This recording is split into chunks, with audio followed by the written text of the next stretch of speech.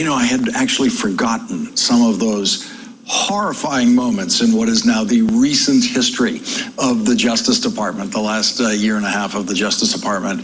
But the thing that we're dealing with tonight, the way Rod Rosenstein responded yesterday to the president's tweet and today in the meeting, the longer I've stared at it, I've find myself coming down on the side of what other choice did he have? That kind of thing, basically, that he lived to fight another day view of it. And it's interesting, talking to Congressman Jim Himes from the Intelligence Committee tonight, talking to Ben Wittes from the Lawfare blog tonight, who's a very acute observer and a well-informed observer on these things. Both of them actually sort of came to the same conclusion, which is this is horrible appeasement. This is slippery slope stuff. They are giving away, they're breaking precedents that are priceless. And can you blame them? Right. You know, given the circumstances that they're in, maybe there is a greater good that they are trying to sacrifice for. The question is whether or not these sacrifices buy them anything toward that greater good. And we just don't know yet. And I always found, I had to learn this actually, working in the Senate, that when the other side is demanding something of you, you always look at it as long as you can, trying to find, is there anything in there I can actually give them? Is there anything? And Rosenstein is now in politics in a way that a Deputy Attorney General hasn't been for a very, very long time. This takes us back to a previous era of American politics when the Justice Department was politicized.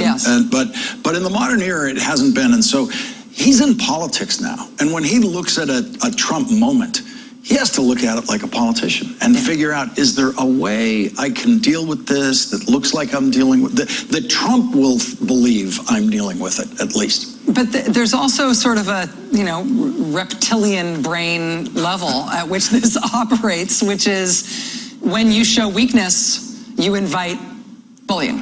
When you give in, you invite the next shove to be even harder.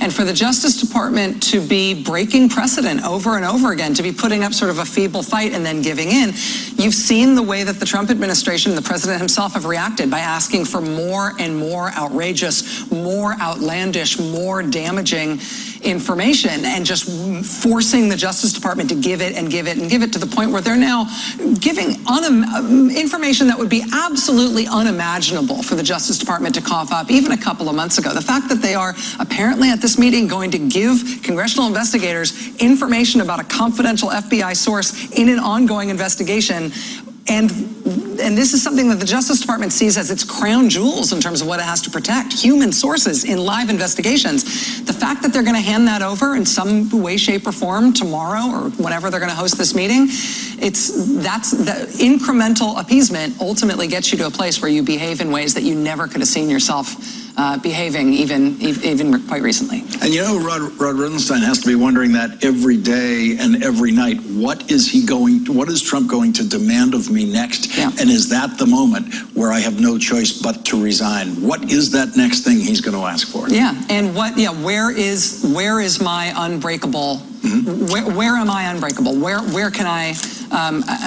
Where would I know that I am doing more damage by saying yes than by saying no? I mean, it's all of these lines that you would have drawn in advance of this situation, we have already passed. It's just now that we're in them, each new calculation brings us into uncharted territory. Thank you, Rachel. Thanks, Lawrence. Well, at the end of the first year of his presidency, December 2017, Donald Trump decided to once again give an exclusive interview to the newspaper which he calls the failing New York Times. And each time he gives an interview to that newspaper that he calls the failing New York Times, he's really proving that his real view of it is the important New York Times.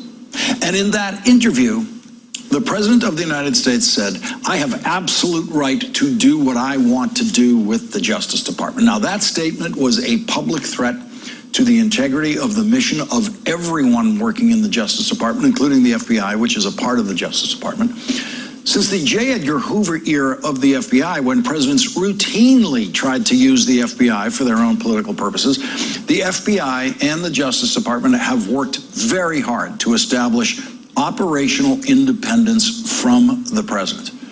after President Richard Nixon was caught trying to use the FBI for political purposes and forced to resign the presidency, all subsequent presidents were careful to never appear to be trying to influence the work of the FBI or the Justice Department. When special prosecutors were appointed to investigate presidents or their administrations, it was traditional for the president's attorney general to choose a special prosecutor from the opposing party of the president, so that the investigation would be considered uncompromisable by the special prosecutor's political affinity, if not loyalty to the president.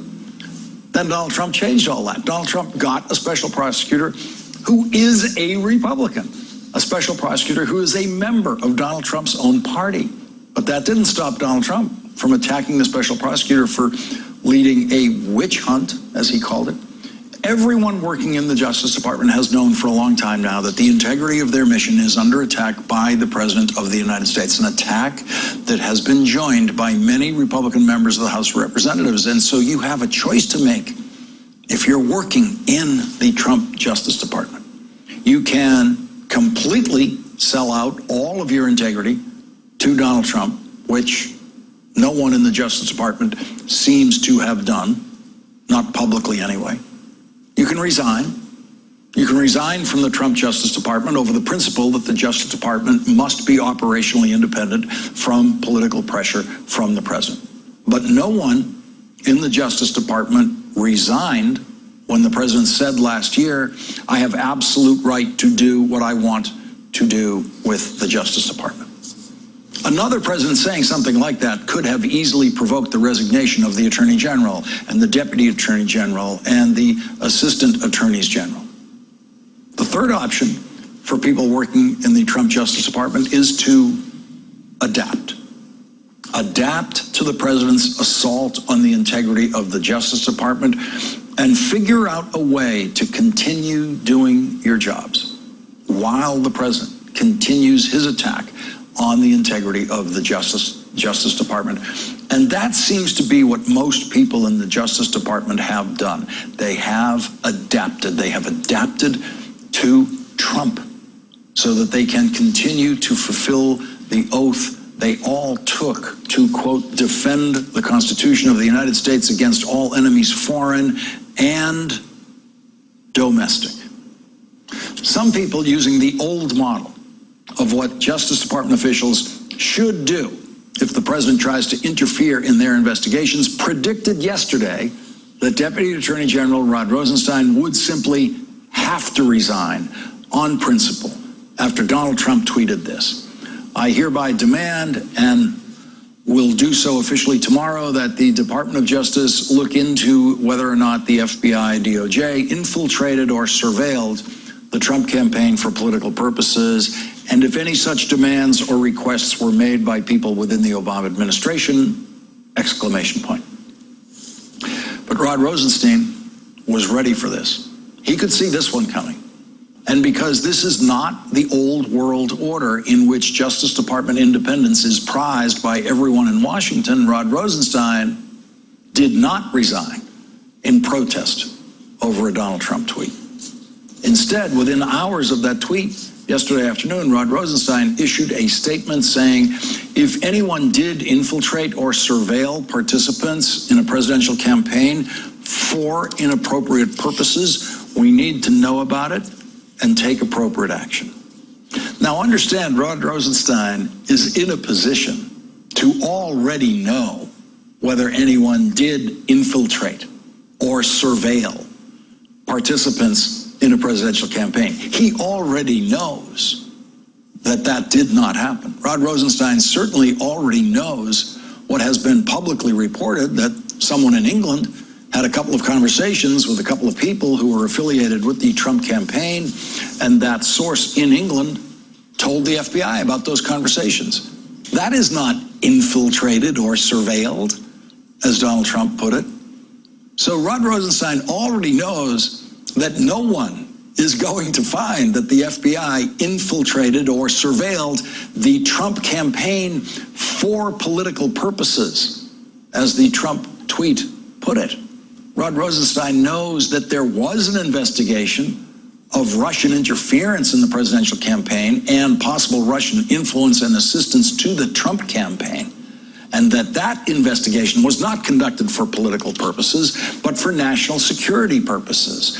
And so it is no big deal that Rod Rosenstein and the Justice Department, in response to the president's tweet, quote, asked the Inspector General to expand the ongoing review of the FISA application process to include determining whether there was any impropriety or political motivation in how the FBI conducted its counterintelligence investigation of persons suspected of involvement with the Russian agents who interfered in the 2016 presidential election. So yesterday afternoon, the president demands via tweet that the Justice Department investigate itself, and the Justice Department says, okay, we will. And in the statement announcing the investigation, very conclusively, without a shadow of a doubt, the statement says that Russian agents interfered in the 2016 presidential election. In that same statement, the Justice Department says that it was a counterintelligence investigation. The president's tweet yesterday came a day before a long-scheduled meeting at the White House with the president, Deputy Attorney General Rod Rosenstein, FBI Director Christopher Wray, and the Director of National Intelligence, Dan Coates. And so media speculation was filled with the question of, would Rosenstein's basically passing of the Trump tweet to the Justice Department Inspector General be good enough for the president? Will the president demand something grander than an Inspector General investigation? Will the president demand a new special prosecutor? When he met with Rod Rosenstein today at 3 p.m., and once again, Rod Rosenstein appears to be one of the expert adapters to the presidency of Donald Trump, because the president did accept Rod Rosenstein's handing off of the president's demand to the Inspector General. And so Rod Rosenstein did not resign today. That's the big news. Rod Rosenstein did not resign today. Rod Rosenstein did not do what most members of previous Justice Departments would have done if a president publicly threatened the integrity of their mission. Rod Rosenstein did not give the president what the president has wanted so badly for so long: Rod Rosenstein's resignation. Instead, Rod Rosenstein gave the president an investigation by the Inspector General, the lowest level investigation that the Justice Department conducts. And it is an investigation to which Rod Rosenstein already knows all the answers. Rod Rosenstein knows that the Inspector General is not going to find that the FBI, DOJ infiltrated or surveilled the Trump campaign for political purposes. The president did not get Rod Rosenstein's resignation today, so the president will not be appointing a new Deputy Attorney General tomorrow who would be empowered to immediately close down Robert Mueller's investigation. And instead of a new Deputy Attorney General closing down the Mueller investigation tomorrow, Rod Rosenstein will go back to work tomorrow at his desk in the Justice Department, overseeing and supporting Robert Mueller's investigation of the President of the United States. Joining our discussion now, Jill Wine-Banks, former Assistant Watergate Special Prosecutor and MSNBC contributor; Harry Litman, former federal prosecutor and Deputy Assistant Attorney General under President Clinton; and David Frum, senior editor for The Atlantic and author of Trumpocracy: The Corruption of the American Republic. And Jill Wine-Banks, I want to go to you with your prosecutorial experience and your reaction to how Rod Rosenstein handled this latest public crisis. I think Rod Rosenstein played this exactly right. It's not an ideal world, because in an ideal world, the president would not be demanding this. And if he did demand it, the answer would be, I know the answer, and the answer is that you have no evidence to support this, and we only start investigations when there is probable cause, and there is no probable cause here. There is nothing to be investigated. That would be the ideal answer in an ideal world. But in this case, we have to play chess with the president who doesn't know how to play chess. And the fact that Rod Rosenstein is still the Deputy Attorney General is a good thing. And so I think he handled it appropriately. I'm outraged that the president is asking for this. I'm also disturbed because I believe that the president and his base will not believe the answer when it comes out, saying there is nothing here. There is no evidence to support it, and the investigation was totally appropriate. It started based on someone from a foreign country reporting to the FBI that there was something going on between Russia and your campaign. And that evidence was true and correct and deserved to be investigated. So it's a very tricky question because after this investigation, it's still not going to be believed, even though it should have been believed right now today. Rod Rosenstein could have said, I know I've investigated this and I know that there's nothing there. Harry Lippman, to Jill's point, Rod Rosenstein, better than anyone, since unlike the Attorney General who's recused himself, Rod Rosenstein is overseeing everything. He knows everything, is in a position to know everything about the way all of these investigative processes have started, what they know now, what they've discovered. So he's sitting there tonight knowing, it seems, the answer to what it is the president wants investigated. Yeah, but of course that's a strength, as Jill says, that can inform his actions. I would use a baseball analogy instead of chess here. I don't think Trump is so subtle, but he threw a beanball right at the head, and Rosenstein was able to sort of foul it off. The IG referral is actually the right place for something like this. The absolute wrong place is a criminal investigation. It was outrageous and gruesome for Trump to request it. But when anybody, citizen or the president of the United States, says an FBI agent has acted inappropriately, that's the IG's province. So it isn't outrageous, and I think it's correct that he was adroit and able. This was a temporizing that I think makes sense.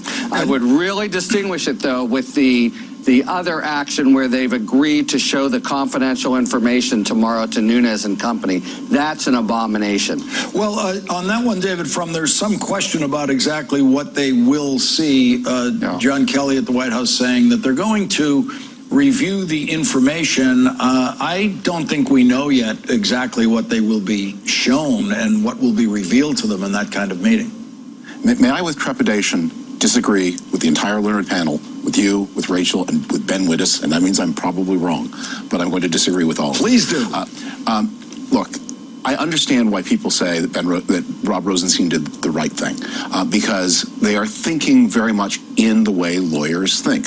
A lawyer doing his job properly is confronted with a grossly improper and maybe illegal, maybe not illegal, demand from the president, and he's fended it off, and he's lived to fight another day. And it would be completely inappropriate for the lawyer to think politically and to think, I am going to be fired one day. And my job here is to find the maximally damaging time for that to happen, and to pick that moment at the right moment, and then to do as much as I can to draw public attention to it. Today may well have been that day. And I think there's a strong case that the country would today, I understand all the reasons why the country is well off and well served by Mr. Rosenstein, but here is another scenario, which is he comes to the president and says, I won't do it, sir, and I won't quit. You can fire me, but I want you to know, and at that point the FBI director is also the meeting says, if you fire him, I resign. And by the way, Mr. Rosenstein has 3 other resignations in his pocket. And you respond, Rachel said a very good thing, you respond to the lizard brain. You treat this like a confrontation with a dangerous predator, and you show it what you have. And maybe it eats you anyway, and then we're into constitutional crisis territory. But this slow-moving dissolution of normal expectations is also, maybe crisis is the wrong word, but it is a corrosion and a corruption. We are all worse off than we were. And at some point, someone's going to have to fight, and maybe today was that day. Jill, David really writes a very compelling scene there, and I suppose the question for Rod Rosenstein is simply, is this that day? That evaluative moment that David puts in the scene where Rod Rosenstein is looking for, if it's going to be his exit, is this the maximum impact exit that he could have? I, for one, would suspect there are other days coming to Rod Rosenstein where he'll be faced with this decision. I think I agree with you. David definitely made a very compelling case, and it is something that has concerned me almost since the election, because I think we saw in Hitler's day, and I know people don't like that analogy, but he didn't change everything all at once. He ate away at the fabric of the society, a little at a time. First it was one thing, then it was another little extension, and then another extension. And so David's point is very well taken, that that's what we're seeing is one step at a time. But we faced this during Watergate.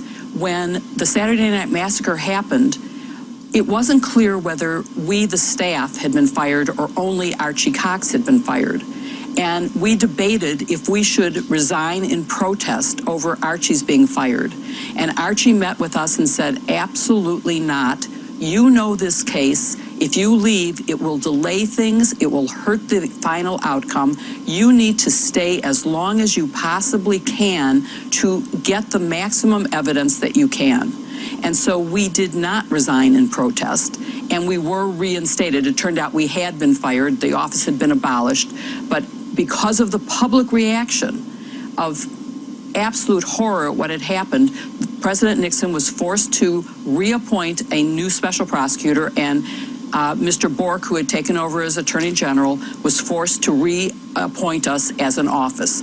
So it may be that they're very close to having enough evidence that they can use to show the American public what is really happening, and that if they can stay for even a little longer, it's a good thing.